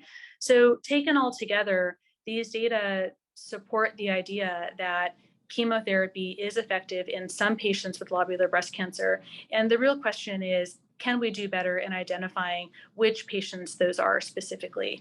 Now, we have some indications that the currently available molecular assays combined with clinical stage, such as nodal status, can be important for selecting those patients. But I think that we can continue to work towards refining our patient selection. Lastly, I'll touch on this very briefly, since we heard about this from Dr. Van Balen already. There are a number of trials ongoing looking at targeting receptor tyrosine kinases that have been implicated in lobular breast cancer. So we can go to the next slide. So we heard about the ROS1 inhibitors and how these have synthetic lethality in cells that lack cadherin. So there are trials testing that. We can go to the next slide. Similarly, there are drugs that can potentially target the PI3 kinase pathway and perhaps can be given in combination with IGF-1R inhibitors. Next slide. So to summarize what we learned at the clinical sessions from the symposium, the traditional risk factors for breast cancer remain as we know them to be, and we are working towards developing more specific predictors for who will develop invasive lobular carcinoma. And this will hopefully help us to identify patients who need more intensive screening. And this is particularly important because the decreased sensitivity of standard imaging tests does lead to delays in diagnosis of lobular breast cancer and difficulty with surgical planning, as well as challenges in following the disease extent, which could then impact clinical trial enrollment. In regards to systemic therapy, there is a question of possible tamoxifen resistance in some patients with lobular breast cancer, and there's ongoing work in this area. We saw that chemotherapy is beneficial in some patients with ILC, and if chemotherapy is going to be given, there's data to support using a dose-dense regimen containing anthracycline. And there are targeted therapies being tested that perhaps could be alternatives to such chemotherapy. We also saw that increasingly there's more lobular specific analyses of trial data and the development of consortia of researchers that are studying lobular breast cancer, which is very promising news. So thank you very much. Thank you, Rita, and thanks to all of our panelists for wonderfully summarizing what we learned and what we discussed at the ILC Symposium this summer. And now it's my pleasure to introduce Claire Turner. Claire, as mentioned previously, she's the founder of the Lobular Breast Cancer UK, and she's also a patient advocate for ELBCC and for Lobsterpot, and Claire's going to be handling our question and answer portion. Claire? Hello, and thank you, George, Rita, and Karen for 3 fantastic presentations. So we've had quite a lot of questions. Hopefully we'll get through as many as we can. I think some of them have already been answered through some of the presentations as well. Any questions we don't get to answer, we will send you answers in writing afterwards, but unfortunately any that are about your own kind of personal diagnosis, obviously we won't be able to kind of answer those ones. So just to kind of start off, George, there were a few questions on your presentation about tumor microenvironment. And there was a question asking, could you just re-explain the takeaway from Dr. Hutha Jizen's findings about fibroblasts? And just kind of give it a more simplified version on that. Is that okay? Yes, thank you for the question. Yeah, we have to bear in mind that all these specific experiments for the fibroblasts from Julia, from your younger lab, is all have been performed in vivo setting in preclinical lobular models. So we don't know yet the clinical relevance. So briefly, they have been they identified.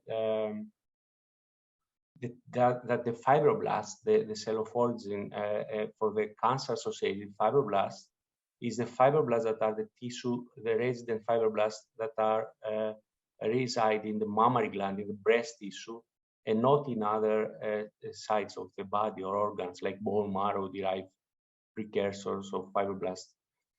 So this is the pool of fibroblasts that contributes almost entirely to the cancer-associated fibroblasts in lobular carcinoma in these genetically engineered mouse models.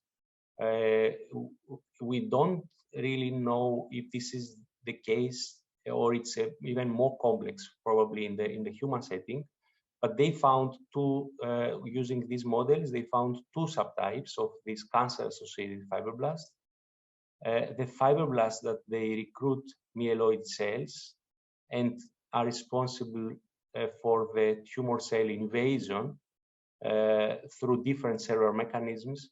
And then another set of fibroblasts that are produce the excessive extracellular matrix that we very commonly see actually in lobular tumors. So it's very well known that specifically lobular tumors, most of the information is coming from the primary site, from the localized disease, that we see an excessive extracellular matrix deposition And now we are currently analyzing also the metastatic sites, which there are preliminary data that show in the clinical samples that this is the case also for the metastasis. Of course, this is also true for other tumor types, but it seems that it's really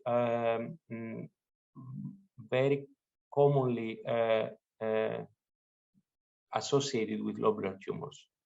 And that's why there are many efforts to target different components of the microenvironment or the enzymes, which is a very challenging and very promising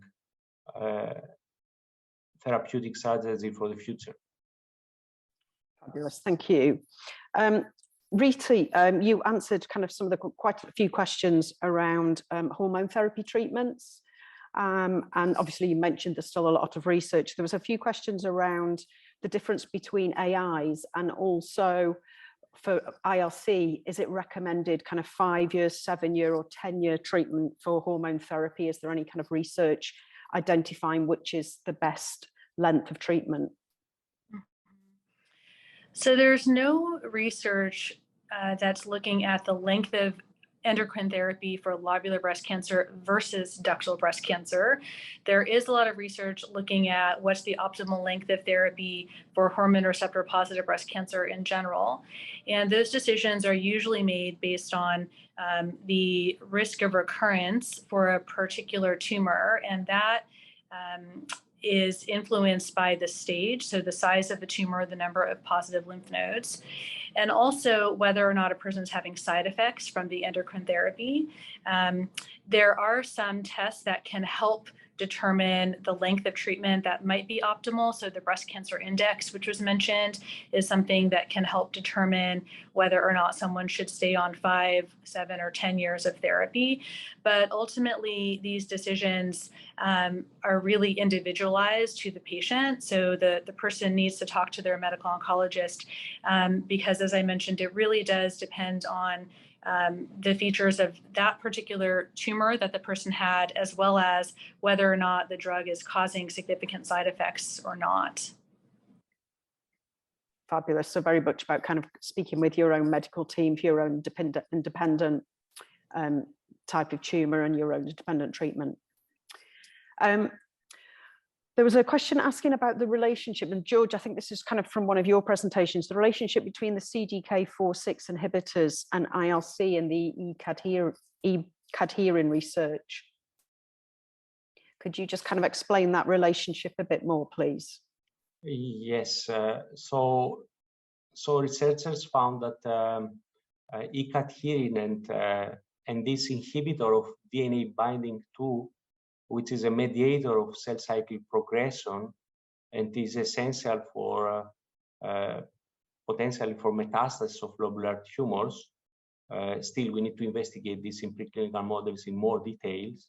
So the expression of these proteins, the stratification of tumors based on this expression could be a promising candidate for the use of the cell cycle inhibitors, intervention drugs like CDK4/6, but because we have to test this, I mean, in vivo and in animal models, and the reason for that is that this protein, the ID2, promotes a low proliferative indolent state in lobular breast cancers through the inhibition of the CDK4/6 protein, so that enabling the metastatic dissemination in that models.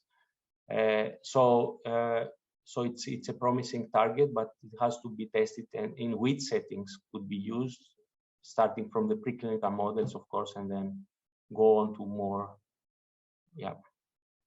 Thank you. Thank you, George.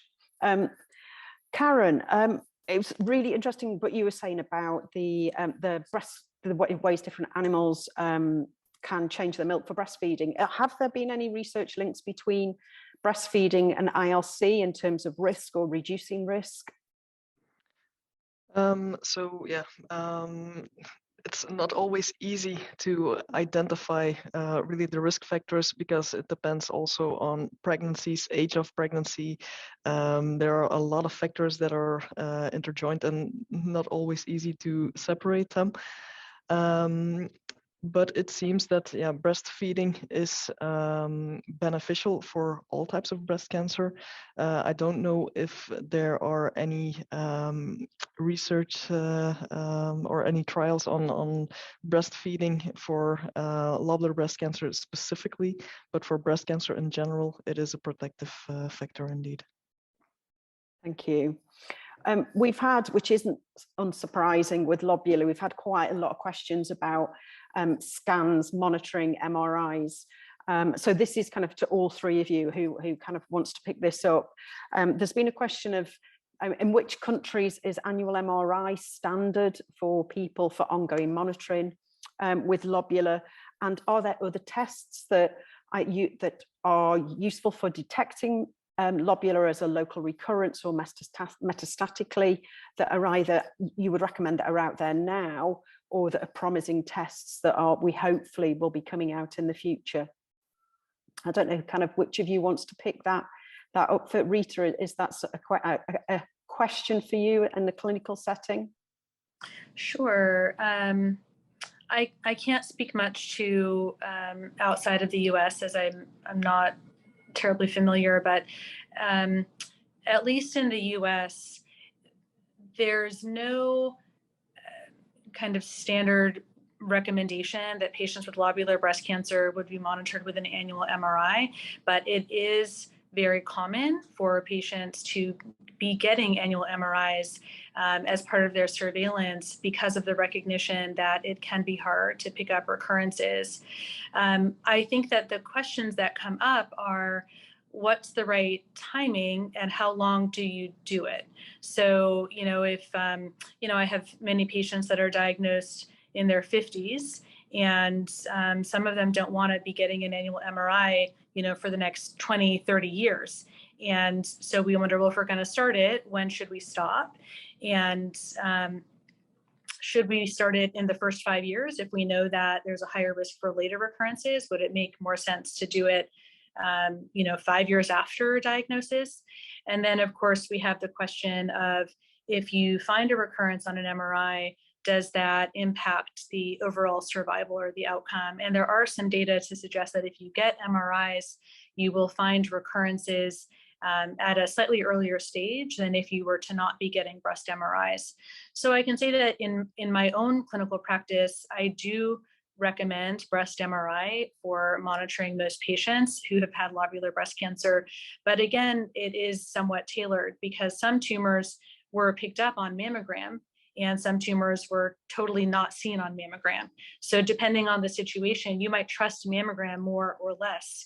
And then, of course, there's the person's, how they feel about breast MRIs. Some people, have no problem with it. Some people, it's actually a very anxiety-provoking test. And so then you're coming in every 6 months, because we alternate mammogram and MRI. So it's quite a lot of, quite a bit of impact. And I think that, we need to hear from advocates about how that impacts, people's life to be coming in every 6 months for potentially for 20 years. And then I think, did you have another question, or was that it?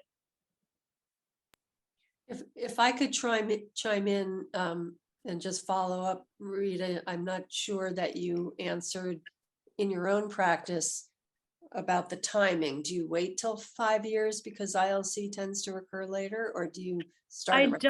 I don't wait, but we don't have data. We don't have data for that. And I think that if there are healthcare systems in which there might be like a limit on the number of breast MRIs, it might be rational to wait and maybe do them every 2 years, because I think again, depending on the stage, the risk of recurrence may not be within the first 2 or 3 years after treatment. So I think those are considerations and areas where we need more research. Great, thank you, Rita. The other part of the question was, it was a question asking if there are other methods that are either in existence at the moment that have been shown to help detect lobular both in a local recurrent setting but also a metastatic setting, and are there any tests that are potentially likely to come out in the future, for example blood tests for lobular? Is there any kind of research that's looking at a different way of detecting lobular aside from scanning?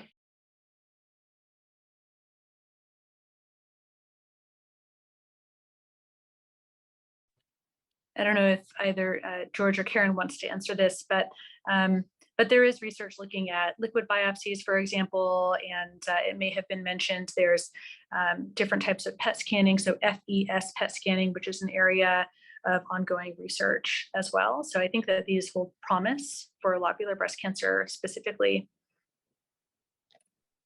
George and Karen, did you want to answer anything? Yes, maybe I would like to add that also for imaging, I do believe in the value of a whole body MRI, diffusion weighted. It's not very commonly used, but we have a lot of experience in Leuven with it. We just didn't publish any results yet. But it's very good in detecting peritoneal metastasis and also lymph node metastasis that are more distant in the body. So yeah, I think that is quite promising as well as compared to PET-CT, the normal PET-CT, but indeed you have the other PET-CT modalities that are coming up as well, and they still need more research to identify also the indication for it, but yeah, more is coming up. Fabulous, thank you, Karen. And actually, Karen, just staying with you, just on the research you were talking about, where and how can people kind of donate either tissues or themselves for kind of supporting lobular research? Both, obviously, there's the work you're doing in Europe, but do you know of other locations, kind of in the US or other locations in Europe and around the world? Well, for donating your entire body, that means that you need to have an autopsy program somewhere that is really dedicated also for breast cancer and for lobular breast cancer in specific. So I know about the Pittsburgh program in the US, and I know about our program in Belgium. But actually, we are only accepting patients that are living in Belgium or in the southern part of the Netherlands, because the body needs to arrive in our morgue in a few hours after death, so that we can start the autopsy as soon as possible. Otherwise, the quality of the samples declines, and they can no longer be used for all the tests that we want to do. So the sooner that we can start, the better. So that's why we cannot accept all the bodies from throughout Europe, plus also the legal matters, of course. That's not always easy. As for just tissue samples, there are a lot of biobanks throughout the world that are collecting samples. So I would suggest to talk to your institution, to talk to your physician, to see how you can donate any tissue samples if there's a biopsy done, or if there's a resection of the primary tumor done. I think it's more common in university hospitals, but you can ask around to see if there's any possibility to donate to a biobank. Fabulous, thank you. Laurie, you'd got a question on pathology that you wanted to ask? Yes, thank you.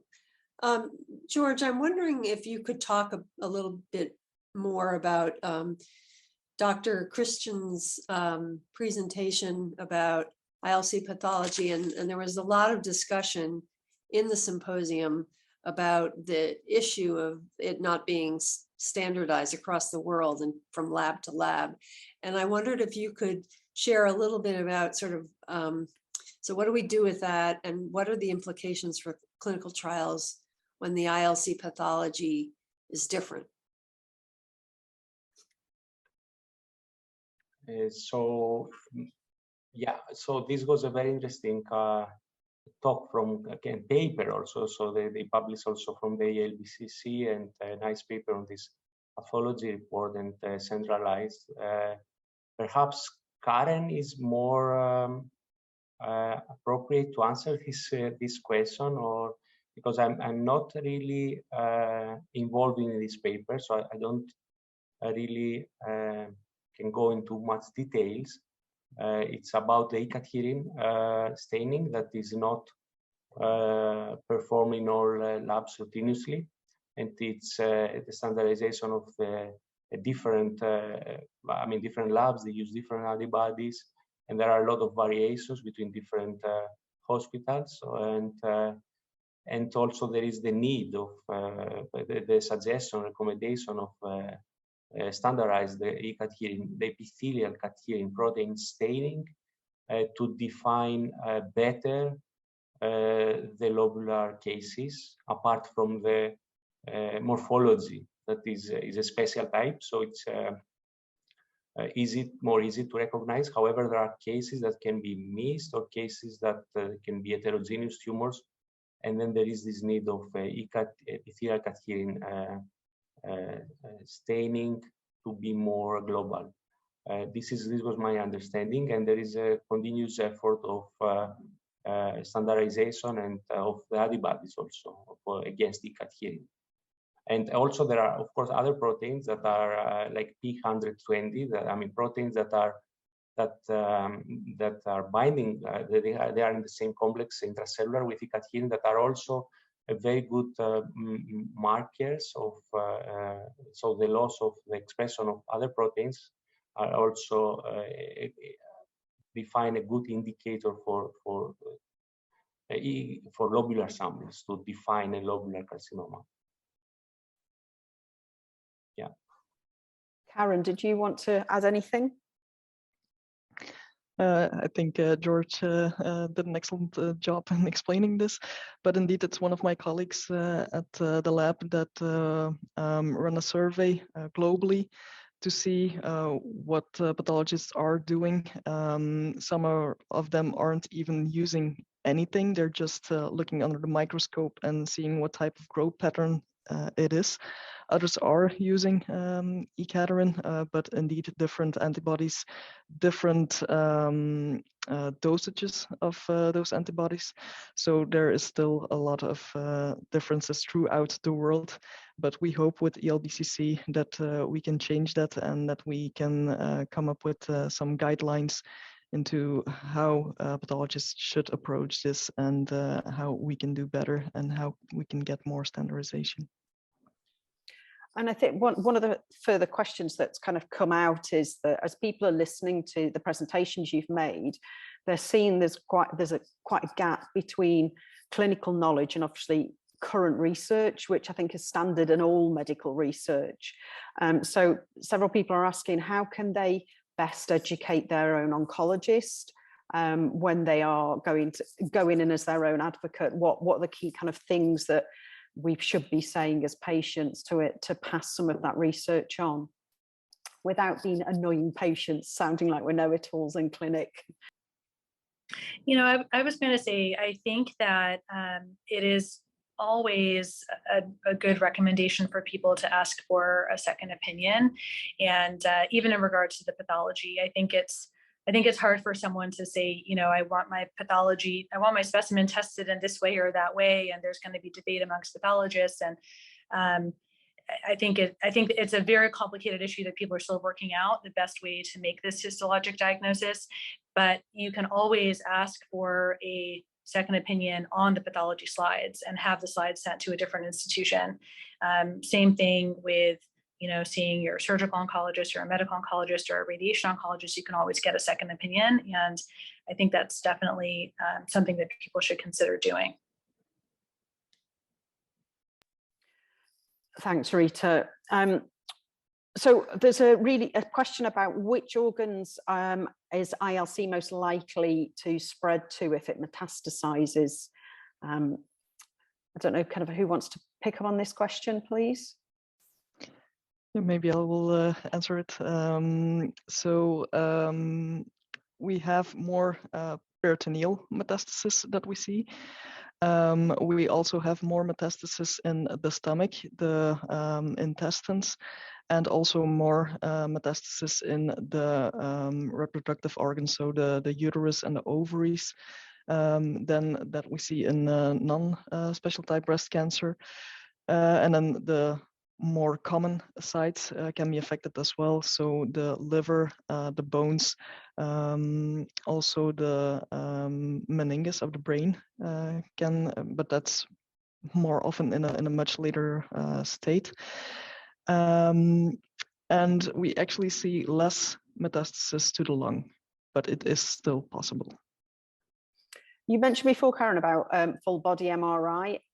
Have we got the full picture of metastases? Because if people aren't having full body MRIs, if they aren't part of an autopsy program, have we got the full picture of where potentially ILC is metastasizing to at the moment, or is that an evolving kind of piece of research? Well, I think we have a nice picture already, because we know that it's in less common sites. We know from the autopsies also where which organs to sample, but those are actually the organs that we already know, like the reproductive organs, that it can happen that metastases are seen there. So we didn't find any additional organs as compared to what was already known. Just maybe one more thing about the full body MRI. I know that wasn't really the question, but just one remark I want to make.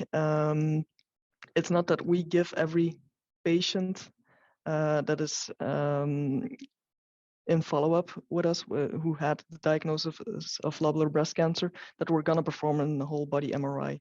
It's just when there is indication to that, if we see some lab results that are abnormal, or if there are symptoms, that we will perform the whole body MRI.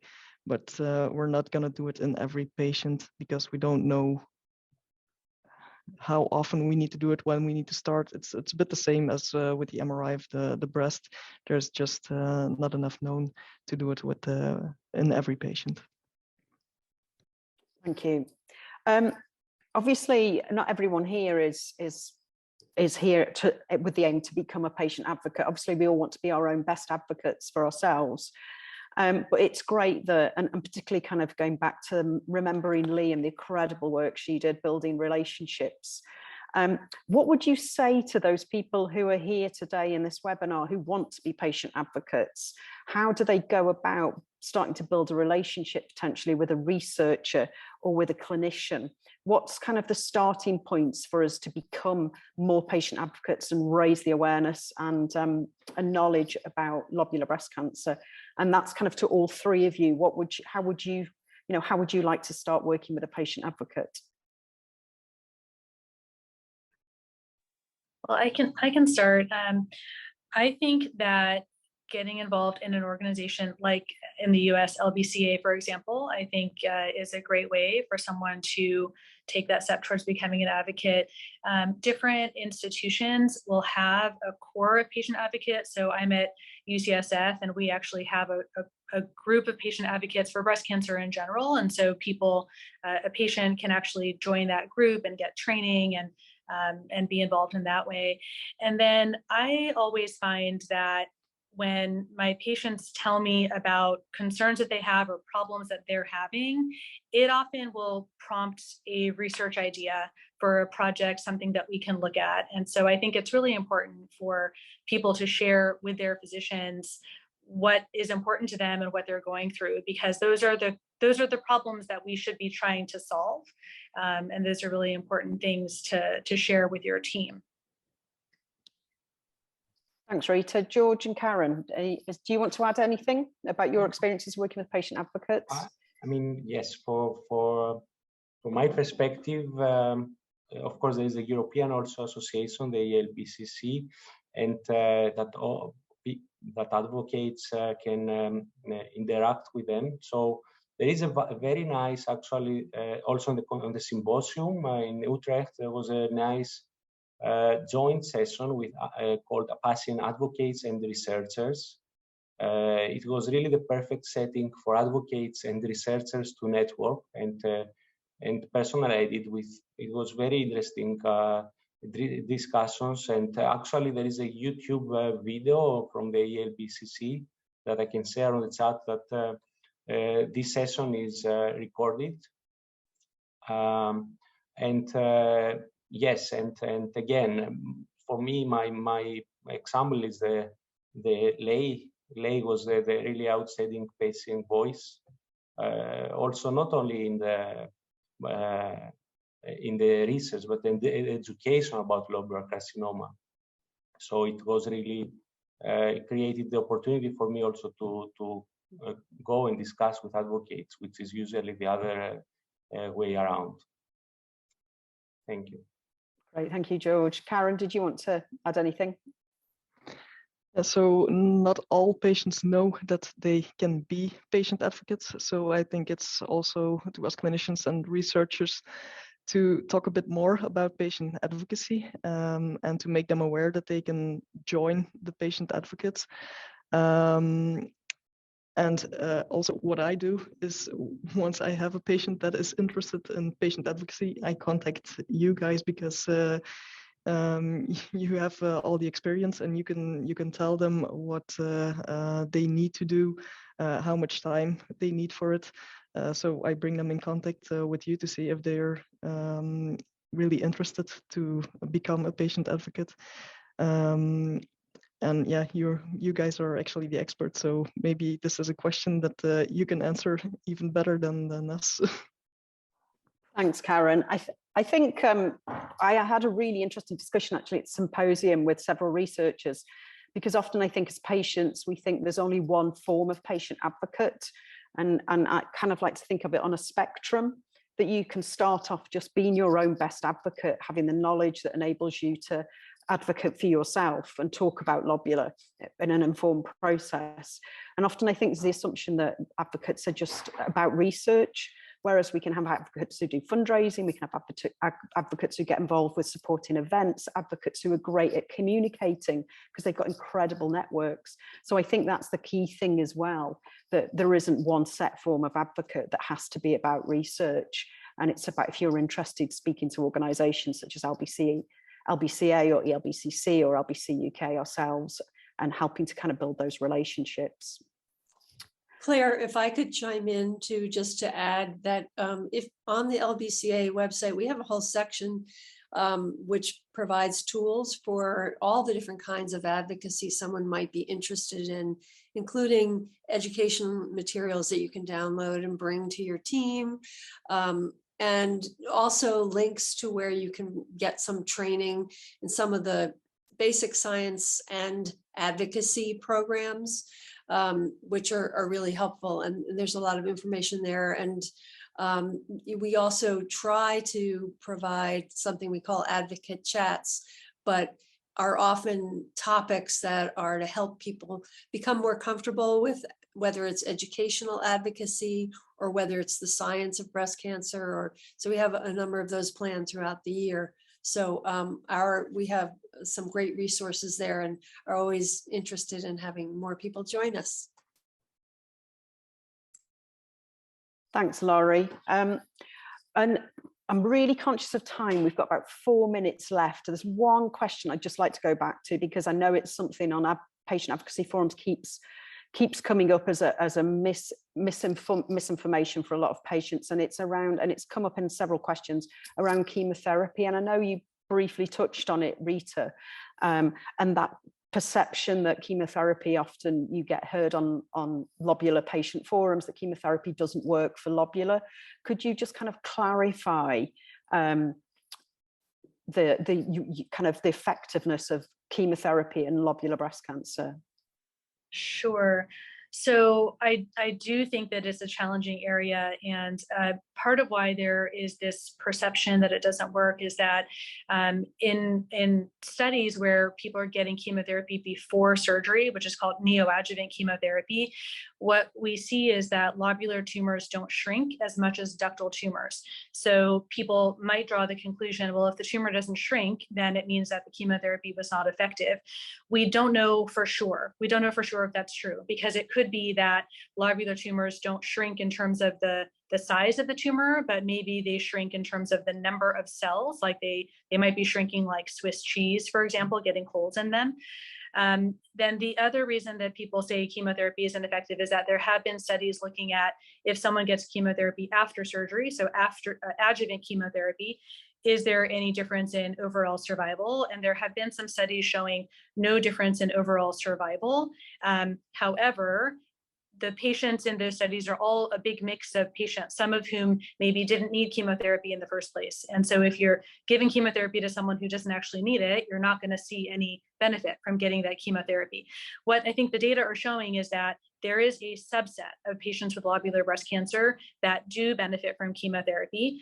And those, I think that probably the simplest way to classify those patients would be more than 3 positive lymph nodes. So 4 or more positive lymph nodes would generally be a reason to do chemotherapy. Or if you get a mammoprint or oncotype and it's high risk, and you have at least 1 positive lymph node, I think most people would also recommend chemotherapy in those situations. And then in the metastatic setting, it's totally different. So in the metastatic setting, chemotherapy can be used as a later line treatment. And I think that there are data showing that it is effective in that setting. Thank you, Rita. And that's kind of taken us right to the end of the webinar. I'm conscious we've just had a flurry of questions come in like the last 5 minutes. And as I said, we'll answer those questions. We'll get back to you, we won't leave people hanging. We'll send you an answer to those questions after the webinar. I just want to say a really big thank you to George, Karen and Rita for giving us your time today and such great summaries from the ILC Symposium. Colleen and Laurie for moderating. Obviously, LBCA, ELBCC and ECOS that funded the symposium, and ELBCC. Total Health, who's been working behind the scenes on all the digital support. And also thank you everyone for joining us. It's only by us working together and growing an understanding of lobular that we're going to really change the outcomes for anyone who has a lobular diagnosis. So thank you very much for joining us today. And we look forward to kind of working with everyone in the future and really improving outcomes for lobular breast cancer. So thank you.